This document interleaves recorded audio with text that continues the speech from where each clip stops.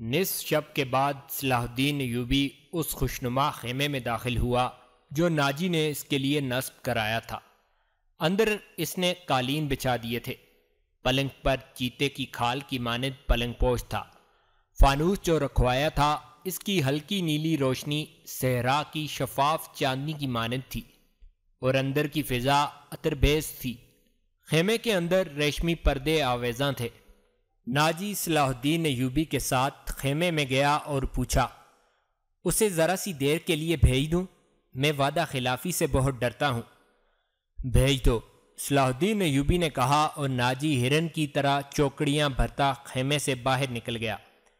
تھوڑا ہی وقت گزرا ہوگا کہ صلاح الدین ایوبی کے محافظوں نے ایک رقاصہ کو اس کے خیمے کی طرف آتے دیکھا۔ خیمے کے ہر طرف مشعلیں روشن تھیں۔ روشنی کا یہ انتظام علی بن سفیان نے کرایا تھا تاکہ رات کے وقت محافظ گرد و پیش کو اچھی طرح دیکھ سکیں۔ رقاصہ قریب آئی تو انہوں نے اسے پہچان لیا۔ انہوں نے اسے رقص میں دیکھا تھا۔ یہ وہی لڑکی تھی جو ٹوکرے میں سے نکلی تھی۔ وہ زکوئی تھی۔ وہ رقص کے لباس میں تھی۔ یہ لباس توبہ شکن تھا۔ اس میں وہ عریاں تھی۔ محافظوں کے کمانڈر نے اسے روک لیا۔ زکوئی نے اسے بتایا کہ اسے امیر مصر صلاح الدین ایوبی نے بلایا ہے۔ کمانڈر نے اسے بتایا کہ یہ ان امیروں میں سے نہیں جو تم جیسی فاحشہ لڑکیوں کے ساتھ راتیں گزارتے ہیں۔ آپ ان سے پوچھ لیں، زکوئی نے کہا۔ میں بن بلائے آنے کی جرت نہیں کر سکتی۔ ان کا بلاوا تمہیں کس طرح ملا تھا؟ کمانڈر نے پوچھا۔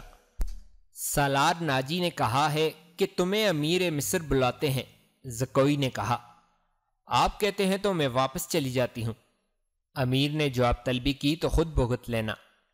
کمانڈر تسلیم نہیں کر سکتا تھا کہ صلاح الدین ایوبی نے اپنی خوابگاہ میں ایک رقاصہ کو بلایا ہے۔ وہ ایوبی کے کردار سے واقف تھا۔ اس کے اس حکم سے بھی واقف تھا کہ ناچنے گانے والیوں سے تعلق رکھنے والے کو 100 درے لگائے جائیں گے۔ کمانڈر شش و پنج میں پڑ گیا۔ سوچ سوچ کر اس نے جرت کی اور صلاح الدین ایوبی کے خیمے میں چلا گیا۔ ایوبی اندر ٹہل رہا تھا۔ کمانڈر نے ڈرتے ڈرتے کہا کہ باہر ایک رقاصہ کھڑی ہے، کہتی ہے کہ حضور نے اسے بلایا ہے۔ صلاح الدین ایوبی نے کہا، اسے اندر بھیج دو۔ کمانڈر باہر نکلا اور زکوئی کو اندر بھیج دیا۔ محافظوں کو توقع تھی کہ ان کا امیر اور سالار اعظم اس لڑکی کو باہر نکال دے گا۔ وہ سب اس کی جلد آواز سننے کے لیے تیار ہو گئے، مگر انہیں ایسی کوئی آواز نہ سنائی دی۔ رات گزرتی جا رہی تھی۔ اندر سے دھیمی دھیمی باتوں کی آوازیں سنائی دینے لگیں۔ محافظ دستے کا کمانڈر بے قراری کے عالم میں ادھر ادھر ٹہلنے لگا۔ ایک محافظ نے اسے کہا، کیا یہ حکم صرف ہمارے لیے ہے کہ کسی فاحشہ کے ساتھ تعلق رکھنا جرم ہے؟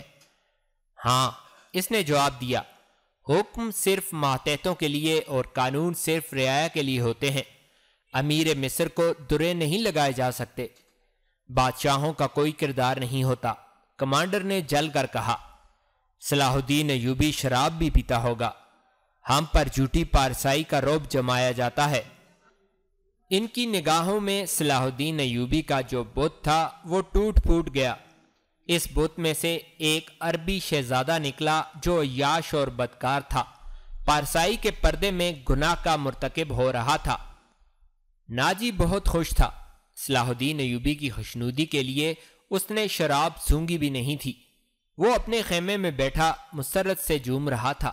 اس کے سامنے اس کا نائب سالار ادردش بیٹھا ہوا تھا۔ اس نے ناجی سے کہا، اسے گئے بہت وقت ہو گیا ہے۔ معلوم ہوتا ہے ہمارا تیر صلاح الدین ایوبی کے دل میں اتر گیا ہے۔ میرا تیر خطا کب گیا تھا؟ ناجی نے کہکا لگا کر کہا، اگر یہ تیر خطا جاتا تو فوراً یہیں لوٹ کر ہمارے پاس آ جاتا۔ تم ٹھیک کہتے ہو، ادردش نے کہا۔ زکوئی انسان کے روپ میں طلسم ہے۔ معلوم ہوتا ہے یہ لڑکی حشیشین کے ساتھ رہی ہے، ورنہ صلاح الدین ایوبی جیسا بت کبھی نہ توڑ سکتی۔ میں نے اسے جو سبق دیے تھے وہ حشیشین کے کبھی وہم و گمان میں بھی نہ آئے ہوں گے، ناجی نے کہا۔ اب صلاح الدین ایوبی کے حلق سے شراب اتارنی رہ گئی ہے۔ ناجی کو باہر قدموں کی آہٹ سنائی دی۔ وہ دوڑ کر باہر گیا۔ وہ کوئی نہیں تھی، کوئی سپاہی جا رہا تھا۔ ناجی نے دور سے صلاح الدین ایوبی کے خیمے کی طرف دیکھا۔ پردے گرے ہوئے تھے اور باہر محافظ کھڑے تھے۔ اس نے اندر جا کر ادردش سے کہا، اب میں یقین کے ساتھ کہہ سکتا ہوں کہ میری زکوئی نے بت توڑ ڈالا ہے۔ رات کا آخری پہر تھا جب زکوئی صلاح الدین ایوبی کے خیمے سے نکلی۔ ناجی کے خیمے میں جانے کی بجائے وہ دوسری طرف چلی گئی۔ راستے میں ایک آدمی کھڑا تھا جس کا جسم سر سے پاؤں تک ایک ہی لبادے میں ڈھکا ہوا تھا۔ اس نے دھیمی سی آواز میں زکوئی کو پکارا۔ وہ اس آدمی کے پاس چلی گئی۔ وہ آدمی اسے ایک خیمے میں لے گیا۔ بہت دیر بعد وہ اس خیمے سے نکلی اور ناجی کے خیمے کا رخ کر لیا۔ ناجی اس وقت تک جاگ رہا تھا اور کئی بار باہر نکل کر صلاح الدین ایوبی کے خیمے کو دیکھ چکا تھا کہ زکوئی نے صلاح الدین ایوبی کو پھانس لیا ہے اور اسے آسمان کی بلندیوں سے گھسیٹ کر ناجی کی ذہنیت کی پستیوں میں لے آئی ہے۔ ادردش، اس نے کہا، رات تو گزر گئی ہے، وہ ابھی تک نہیں آئی، وہ اب آئے گی بھی نہیں۔ ادردش نے کہا، امیر مصر اسے اپنے ساتھ لے جائے گا، ایسے ہیرے کوئی شہزادہ واپس نہیں کیا کرتا۔ تم نے اس پر بھی غور کیا ہے؟ نہیں، ناجی نے کہا، میں نے اپنی چال کا یہ پہلو تو سوچا ہی نہیں تھا۔ کیا یہ نہیں ہو سکتا کہ امیر مصر زکوئی کے ساتھ باقاعدہ شادی کر لے؟ ادردش نے کہا، اس صورت میں یہ خطرہ ہے کہ لڑکی ہمارے کام کی نہیں رہے گی۔ وہ ہے تو ہوشیار، ناجی نے کہا، مگر رقاصہ کا کیا بھروسہ؟ وہ رقاصہ کی بیٹی ہے اور تجربہ کار پیشہ ور ہے، دھوکہ دے سکتی ہے۔ وہ گہری سوچ میں کھویا ہوا تھا کہ زکوئی اس کے خیمے میں داخل ہوئی۔ اس نے ہنس کر کہا، اپنے امیر کے جسم کا وزن کرو اور لاؤ اتنا سونا۔ آپ نے میرا یہی انعام مقرر کیا تھا نا؟ پہلے بتاؤ کہ ہوا کیا؟ ناجی نے بےتابی سے پوچھا۔ جو آپ چاہتے تھے، زکوئی نے جواب دیا۔ آپ کو یہ کس نے بتایا تھا کہ صلاح الدین ایوبی پتھر ہے، فولاد ہے، اور وہ مسلمانوں کے اللہ کا سایہ ہے؟ اس نے زمین پر پاؤں کا ٹھڈ مار کر کہا، وہ اس ریت سے زیادہ بے بس ہے جسے ہوا کے ہلکے ہلکے جھونکے اڑاتے پھرتے ہیں۔ تمہارے حسن کے جادو اور زبان کے طلسم نے اسے ریت بنایا ہے، ادردش نے کہا، ورنہ یہ کمبخت چٹان تھا۔ ہاں، چٹان تھا، زکوئی نے کہا، اب ریتیلا ٹیلا بھی نہیں۔ میرے متعلق کوئی بات ہوئی تھی؟ ناجی نے پوچھا۔ ہاں، زکوئی نے جواب دیا۔ پوچھتا تھا ناجی کیسا آدمی ہے۔ میں نے جواب دیا کہ مصر میں اگر آپ کسی پر اعتماد کر سکتے ہیں تو وہ صرف ناجی ہے۔ اس نے پوچھا کہ تم کس طرح اسے جانتی ہو؟ میں نے کہا، وہ میرے باپ کے گہرے دوست ہیں، ہمارے گھر گئے تھے اور میرے باپ سے کہتے تھے کہ میں صلاح الدین ایوبی کا غلام ہوں، وہ مجھے سمندر میں کودنے کا حکم دیں گے تو میں کود جاؤں گا۔ پھر اس نے مجھ سے پوچھا کہ تم باسمت لڑکی ہو؟ میں نے کہا، میں آپ کی لونڈی ہوں، آپ کا ہر حکم سر آنکھوں پر۔ کہنے لگا، کچھ دیر میرے پاس بیٹھو۔ میں اس کے پاس بیٹھ گئی، پھر وہ اگر پتھر تھا تو موم ہو گیا اور میں نے موم کو اپنے سانچے میں ڈھال لیا۔ اس سے رخصت ہونے لگی تو اس نے مجھ سے معافی مانگی، کہنے لگا، میں نے زندگی میں پہلا گناہ کیا ہے۔ میں نے کہا، یہ گناہ نہیں، آپ نے میرے ساتھ دھوکہ نہیں کیا، زبردستی نہیں کی، مجھے بادشاہوں کی طرح حکم دے کر نہیں بلایا، میں خود آئی تھی، پھر بھی آؤں گی۔ لڑکی نے ہر ایک بات اس طرح کھل کر سنائی جس طرح اس کا جسم اریاں تھا۔ ناجی نے جوش مسرت سے اسے اپنے بازوؤں میں لے لیا۔ ادردش زکوئی کو خراج تحسین اور ناجی کو مبارکباد پیش کر کے خیمے سے نکل گیا۔ صحرا کی اس پراسرار رات کی کوکھ سے جس صبح نے جنم لیا وہ کسی بھی صحرائی صبح سے مختلف نہیں تھی، مگر اس صبح کے اجالے نے اپنے تاریک سینے میں ایک راز چھپا لیا تھا جس کی قیمت اس سلطنت اسلامیہ جتنی تھی جس کے قیام اور استحکام کا خواب صلاح الدین ایوبی نے دیکھا اور اس کی تعبیر کا عزم لے کر جوان ہوا تھا۔ گزشتہ رات اس صحرا میں جو واقعہ ہوا اس کے دو پہلو تھے، ایک پہلو سے ناجی اور ادردش واقف تھے، دوسرے پہلو سے صلاح الدین ایوبی کا محافظ دستہ واقف تھا، اور صلاح الدین ایوبی، اس کا سراغ رساں اور جاسوس علی بن سفیان اور زکوئی، تین ایسے افراد تھے جو اس واقعہ کے دونوں پہلوؤں سے واقف تھے۔ صلاح الدین ایوبی اور اس کے سٹاف کو ناجی نے نہایت شان و شوکت اور عقیدت مندی سے رخصت کیا۔ سوڈانی فوج دو رویہ کھڑی تھی۔ صلاح الدین ایوبی زندہ باد کے نعرے لگا رہی تھی۔ صلاح الدین ایوبی نے نہروں کے جواب میں بازو لہرائے، مسکرانے اور دیگر تکلفات کی پرواہ نہ کی۔ ناجی سے ہاتھ میں لایا، اپنے گھوڑے کو ایڑ لگا دی۔ اس کے پیچھے اس کے محافظوں اور دیگر سٹاف کو بھی گھوڑے دوڑانے پڑے۔ اپنے مرکزی دفتر میں پہنچ کر وہ علی بن سفیان اور اپنے ایک نائب کو اندر لے گیا اور دروازہ اندر سے بند کر لیا۔ وہ سارا دن کمرے میں بند رہے۔ سورج غروب ہوا، رات تاریک ہو گئی۔ کمرے کے اندر کھانا تو درکنار، پانی بھی نہیں گیا۔ رات خاصی گزر چکی تھی جب تینوں باہر نکلے اور اپنے اپنے گھروں کو روانہ ہوئے۔ علی بن سفیان ان سے الگ ہوا تو محافظوں کے دستے کے کمانڈر نے اسے روک لیا اور کہا، محترم، ہمارا فرض ہے کہ حکم مانیں اور زبانیں بند رکھیں، لیکن میرے دستے میں ایک مایوسی اور بے اطمینانی پیدا ہو گئی ہے۔ خود میں بھی اس کا شکار ہو رہا ہوں۔ کیسی مایوسی؟ محافظ کہتے ہیں کہ ایک فوج کو شراب پینے کی اجازت ہے تو ہمیں اس سے کیوں منع کیا گیا ہے؟ کمانڈر نے کہا، اگر آپ میری شکایت کو گستاخی سمجھیں تو سزا دے دیں، لیکن میری شکایت سن لیں۔ ہم اپنے امیر کو خدا کا برگزیدہ انسان سمجھتے تھے اور اس پر دل و جان سے فدا تھے، مگر رات اس کے خیمے میں ایک رقاصہ گئی تھی۔ علی بن سفیان نے اس کی بات پوری کرتے ہوئے کہا، تم نے کوئی گستاخی نہیں کی۔ گناہ امیر کرے یا غلام، سزا میں کوئی فرق نہیں۔ گناہ بہرحال گناہ ہے۔ میں تمہیں یقین دلاتا ہوں کہ رقاصہ اور امیر مصر کی خفیہ ملاقات کے ساتھ گناہ کا کوئی تعلق نہیں۔ یہ کیا تھا ابھی نہیں بتاؤں گا، آہستہ آہستہ وقت گزرنے کے ساتھ ساتھ تم سب کو معلوم ہو جائے گا کہ رات کیا ہوا تھا۔ اس نے کمانڈر کے کندھے پر ہاتھ رکھ کے کہا، میری بات غور سے سنو عامر بن صالح، تم پرانے عسکری ہو، اچھی طرح جانتے ہو کہ فوج اور فوج کے سربراہوں کے کچھ راز ہوتے ہیں جن کی حفاظت ہم سب کا فرض ہے۔ رقاصہ کا امیر مصر کے خیمے میں جانا بھی ایک راز ہے۔ اپنے جانبازوں کو کسی شک میں نہ پڑنے دو اور کسی سے ذکر تک نہ ہو کہ رات کیا ہوا تھا۔ علی بن سفیان کی قابلیت اور کارناموں سے یہ کمانڈر آگاہ تھا، مطمئن ہو گیا اور اس نے اپنے دستے کے شکوک رفع کر دیے۔ اگلے روز صلاح الدین ایوبی دوپہر کا کھانا کھا رہا تھا کہ اسے اطلاع دی گئی کہ ناجی ملنے آیا ہے۔ صلاح الدین ایوبی کھانے سے فارغ ہو کر ناجی سے ملا۔ ناجی کا چہرہ بتا رہا تھا کہ گھبرایا ہوا ہے اور غصے میں بھی ہے۔ اس نے ہکلانے کے لہجے میں کہا، قابل صد احترام امیر، کیا یہ حکم آپ نے جاری کیا ہے کہ سوڈانی محافظ فوج کی 50,000 نفری مصر کی اس فوج میں مدغم کر دی جائے جو حال ہی میں تیار ہوئی ہے؟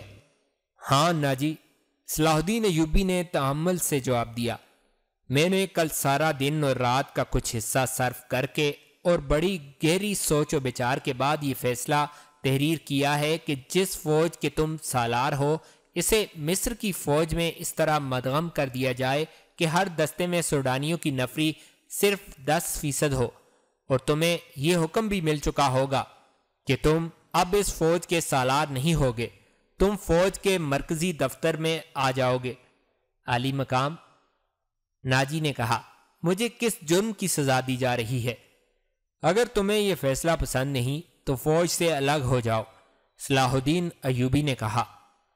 معلوم ہوتا ہے میرے خلاف سازش کی گئی ہے، ناجی نے کہا۔ آپ کے بلند دماغ اور گہری نظر کو چھان بین کر لینی چاہیے، مرکز میں میرے بہت سے دشمن ہیں۔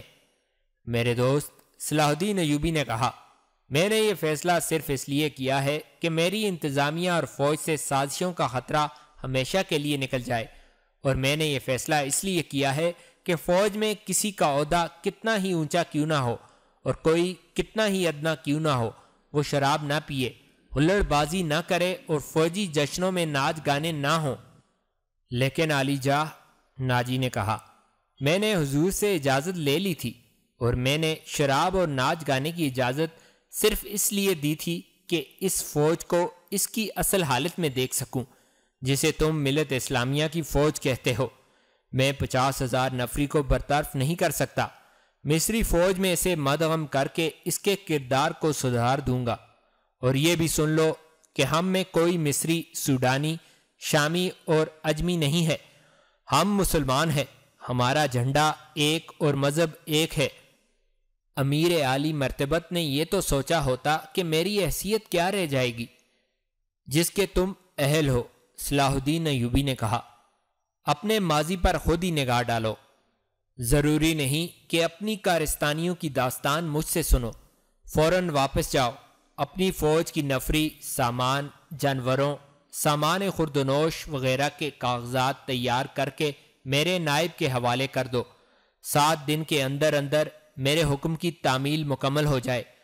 ناجی نے کچھ کہنا چاہا لیکن صلاح الدین ایوبی ملاقات کے کمرے سے نکل گیا۔ یہ بات ناجی کے خفیہ حرم میں بھی پہنچ گئی تھی کہ زکوئی کو امیر مصر نے رات بھر شرف باریابی بخشا ہے۔ زکوئی کے خلاف حسد کی آگ پہلے ہی پھیلی ہوئی تھی، اسے آئے ابھی بہت تھوڑا عرصہ گزرا تھا، لیکن ناجی پہلے روز سے ہی اسے اپنے ساتھ رکھنے لگا تھا، اسے ذرا سی دیر کے لیے بھی اپنے اس حرم میں نہیں جانے دیا تھا جہاں اس کی دل پسند ناچنے والی جوان لڑکیاں رہتی تھیں۔ زکوئی کو اس نے الگ کمرہ دیا تھا۔ انہیں یہ تو معلوم نہ تھا کہ ناجی اسے صلاح الدین ایوبی کو موم کرنے کی ٹریننگ دے رہا ہے اور وہ کسی بہت بڑے تخریبی منصوبے پر کام کر رہا ہے۔ یہ رقاصائیں یہ دیکھ کر جل بھن گئی تھیں کہ زکوئی نے ناجی پر قبضہ کر لیا ہے اور اس کے دل میں ان کے خلاف نفرت پیدا کر دی ہے۔ حرم کی 2 لڑکیاں زکوئی کو ٹھکانے لگانے کی سوچتی رہتی تھیں۔ اب انہوں نے دیکھا کہ زکوئی کو امیر مصر نے بھی اتنا پسند کیا ہے کہ اسے رات بھر اپنے خیمے میں رکھا ہے تو وہ پاگل سی ہو گئیں۔ اسے ٹھکانے لگانے کا واحد طریقہ قتل تھا۔ قتل کے 2 ہی طریقے ہو سکتے تھے، زہر یا کرائے کا قاتل جو اسے سوتے میں قتل کر آئے۔ دونوں طریقے ممکن نہیں تھے کیونکہ زکوئی باہر نہیں نکلتی تھی اور زہر دینے کے لیے اس تک رسائی نہیں ہو سکتی تھی۔ ان دونوں نے حرم کی سب سے زیادہ چالاک ملازمہ کو اعتماد میں لے رکھا تھا، اسے انعام و اکرام دیتی رہتی تھی۔ جب حسد کی انتہا نے ان کی آنکھوں میں خون اتار دیا تو انہوں نے اس ملازمہ کو منہ مانگے انعام کا لالچ دے کر اپنا مدعا بیان کر دیا۔ یہ ملازمہ بڑی خرانٹ اور منجی ہوئی عورت تھی۔ اس نے کہا کہ سالار کی رہائش گاہ میں جا کر زکوئی کو زہر دینا ممکن نہیں، موقع محال دیکھ کر اسے خنجر سے قتل کیا جا سکتا ہے، اس کے لیے وقت چاہیے۔ اس نے وعدہ کیا کہ وہ زکوئی کی نقل و حرکت پر نظر رکھے گی، ہو سکتا ہے کہ کوئی موقع جلدی نکل آئے۔ اس جرائم پیشہ عورت نے یہ بھی کہا کہ اگر کوئی موقع نہ نکلا تو حشیشین کی مدد حاصل کی جائے گی، مگر وہ معاوضہ بہت زیادہ لیتے ہیں۔ دونوں لڑکیوں نے اسے یقین دلایا کہ وہ زیادہ سے زیادہ معاوضہ دینے کو تیار ہیں۔ ناجی بے حد غصے کے عالم میں اپنے کمرے میں ٹہل رہا تھا۔ زکوئی اسے ٹھنڈا کرنے کی بہت کوشش کر چکی تھی لیکن اس کا غصہ بڑھتا جا رہا تھا۔ آپ مجھے اس کے پاس جانے دیں، زکوئی نے چوتھی بار کہا، میں اسے شیشے میں اتار لوں گی۔ بیکار ہے، ناجی نے گرج کر کہا، وہ کمبخت حکم نامہ جاری کر چکا ہے جس پر عمل بھی شروع ہو چکا ہے، مجھے اس نے کہیں کا نہیں رہنے دیا، اس پر تمہارا جادو نہیں چل سکا۔ مجھے معلوم ہے کہ میرے خلاف یہ سازش کرنے والے لوگ کون ہیں، وہ میری ابھرتی ہوئی حیثیت سے حسد کرتے ہیں۔